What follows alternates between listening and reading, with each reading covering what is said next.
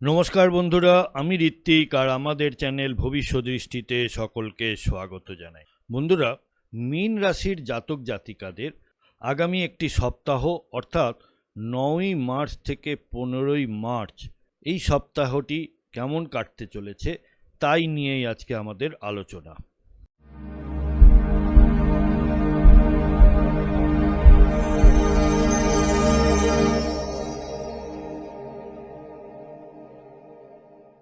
বন্ধুরা, আপনারা যারা আমার চ্যানেলটি অলরেডি সাবস্ক্রাইব করেছেন তাদেরকে জানাই আমার অসংখ্য ধন্যবাদ ও কৃতজ্ঞতা। যারা এখনো সাবস্ক্রাইব করেননি তাদের কাছে আমার বিনীত আবেদন, চ্যানেলটি সাবস্ক্রাইব করুন এবং পাশে থাকুন।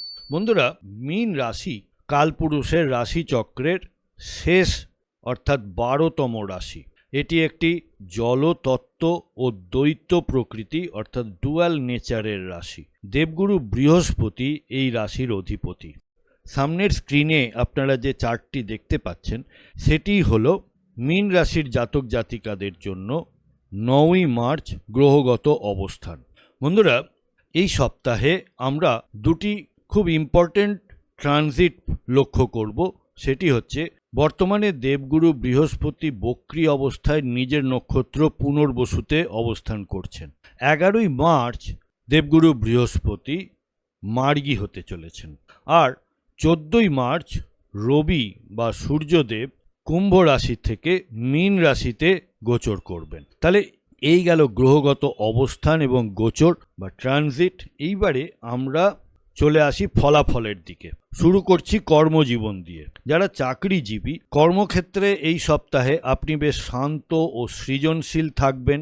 যারা শিক্ষকতা, কাউন্সেলিং বা শিল্পকলার সাথে যুক্ত তাদের জন্য সময়টি অত্যন্ত অনুকূল। তবে এই সপ্তাহে কিছু বিভ্রান্তি সৃষ্টি হতে পারে, তাই বড় কোনো পেশাদার সিদ্ধান্ত নেওয়ার আগে গুরুজন বা অভিজ্ঞ কারো পরামর্শ নিন। আপনার কর্মদক্ষতা বাড়লেও কোনো কাজ শেষ করতে প্রত্যাশার থেকে বেশি সময় লাগতে পারে। ব্যবসায়ীদের জন্য সপ্তাহটি মোটামুটি কাটবে। বিনিয়োগের ক্ষেত্রে আপনাকে একটু রক্ষণশীল হতে হবে। বিদেশের সাথে সম্পর্কিত ব্যবসায় বা আমদানি রপ্তানি বাণিজ্যে উন্নতির যোগ রয়েছে। তবে নতুন কোনো প্রজেক্টে অর্থ ঢালার আগে বাজার যাচাই করাটা খুব গুরুত্বপূর্ণ। এবার আসি অর্থ ও সম্পদের দিকে। আর্থিক দিক থেকে সপ্তাহটা কিছুটা ব্যয়ের আধিক্য নিয়ে আসবে। আপনার খরচ হঠাৎ বেড়ে যাওয়ার সম্ভাবনা থাকছে, বিশেষ করে দান ধ্যান বা ধর্মীয় কাজে। যারা দূরে ভ্রমণের পরিকল্পনা করছেন তাদের কিন্তু পকেটে টান পড়তে পারে।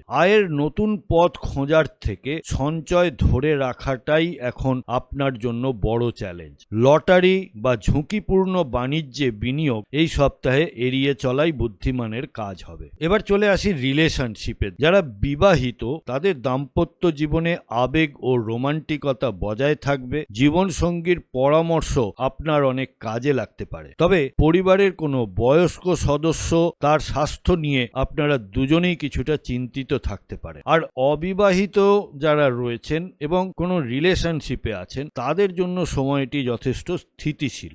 একে অপরের প্রতি বিশ্বাস ও শ্রদ্ধা বাড়বে। যারা মনের মানুষ খুঁজছেন তাদের জন্য সপ্তাহের মাঝামাঝি সময়ে নতুন কোনো ইতিবাচক সংকেত আসতে পারে। স্বাস্থ্যের দিক থেকে এই সপ্তাহে মীন রাশির জাতক জাতিকাদের বিশেষ নজর দিতে হবে।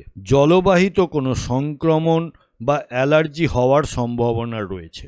অনিদ্রা বা পা ফোলা জাতীয় সমস্যায় যারা ভুগছেন তারা বিশ্রাম নিন। নিজেকে শান্ত রাখতে মেডিটেশন বা ধ্যান করুন। পর্যাপ্ত পরিমাণে জল পান করুন এবং বাইরের খাবার বর্জন করুন। বন্ধুরা, শেষ করার আগে প্রতিকার হিসেবে আমি বলতে পারি যে আপনার ভাগ্যকে আরও মজবুত করতে প্রতিদিন সকালে শিবলিঙ্গে জল ও মধু অর্পণ করুন। বৃহস্পতিবার হলুদ রঙের কোনো মিষ্টি বা ফল দান করলে আপনার জন্য অত্যন্ত শুভ হবে। বন্ধুরা, প্রতিবেদনটা যদি ভালো লেগে থাকে তাহলে প্লিজ লাইক, কমেন্ট, শেয়ার করতে ভুলবেন না।